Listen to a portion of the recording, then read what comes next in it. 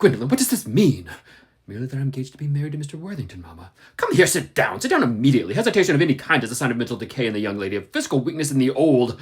Apprised, sir, of my daughter's certain flight by her trusty maid, whose confidence I purchased by means of a small coin, I followed her at once by a luggage train.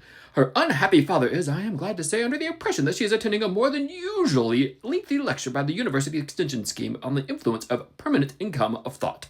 I do not propose to undeceive him. Indeed, I have never undeceived him on any question. I would consider it wrong, but of course you will clearly understand that all communication between yourself and my daughter must cease immediately from this moment. On that point, as indeed on all points, I am firm. I am engaged to be married to Gwendolen, Lady Bracknell. You are nothing of the kind, sir. And now, as regards Algernon. Algernon! Yes, Aunt Augusta? May I ask if it is in this house that your invalid friend Mr. Bunbury resides? No, Bunbury doesn't live here. Bunbury is somewhere else at present. In fact, Bunbury is dead.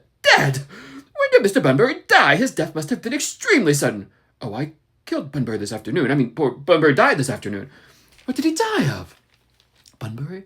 Oh, he was quite exploded. Exploded? Was he the victim of a revolutionary outrage? I was not aware that Mr. Bunbury was interested in social legislation. If so, he is well punished for his morbidity. My dear Aunt Augusta, he was found out. The doctors found out that Bunbury could not live. That is what I mean, so Bunbury died.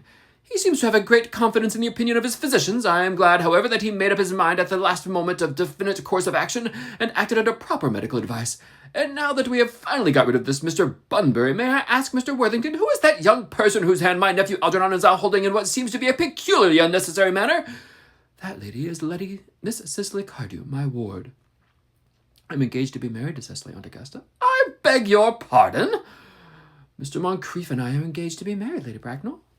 I do not know whether there is anything peculiarly exciting in the air in this particular part of Hertfordshire, but the number of engagements that go on to me considerably above the proper average that statistics have laid down for their guidance. I think some preliminary inquiry on my part would not be out of place, Mr. Worthington. Is Miss Cardew at all connected with any of the large railway stations in London? I merely desire information. Until yesterday, I had no idea that there were any families or persons whose origins was a terminus. Miss Cardew is the granddaughter of the late Mr. Thomas Cardew of 149 Belgrave Square, Southwest, Gervase Park, Dorking Survey, and the Sporran Forfarshire, North Inby. That sounds not satisfactory. 3 addresses always inspire confidence, even in tradesmen. But what proof have I of their authenticity? I have carefully preserved the court guides of the period. They are open to your inspection, Lady Bracknell. I have known strange errors in that publication. Miss Carters' family solicitors are Messrs. Markby and Markby and Markby. Markby and Markby? A firm of the very highest position in that profession. Indeed, I am told that one of the Mr. Markbys are occasionally to be seen at dinner parties, so I am satisfied. How extremely kind of you, Lady Bracknell. I have also in my possession, you will be pleased to hear, certificates of Miss Carter's birth, baptism, whooping cough, registration, vaccination, confirmation, and the measles, both the German and the English variety. A life crowded with incident, I see, though perhaps somewhat too exciting for a young girl. I am not myself in favor of premature experiences. Gwendolen, the time approaches for our departure. We have not a moment to lose. As a matter of form, Mr. Worthing, I had better ask you if Miss Cardew has any little fortune. Oh, about £130,000 in funds, that is all. Goodbye, Lady Bracknell. So pleased to have seen you. A moment, Mr. Worthing. £130,000, and in the funds? Miss Cardew seems to me a most attractive young lady now that I look at her. Few girls of the present day have any really solid qualities, any of the qualities that last and improve with time. We live, I regret to say, in an age of surfaces. Come over here, dear Cecily. Pretty child, your dress is sadly simple, and your hair seems almost as nature might have left it, but we can soon alter all that.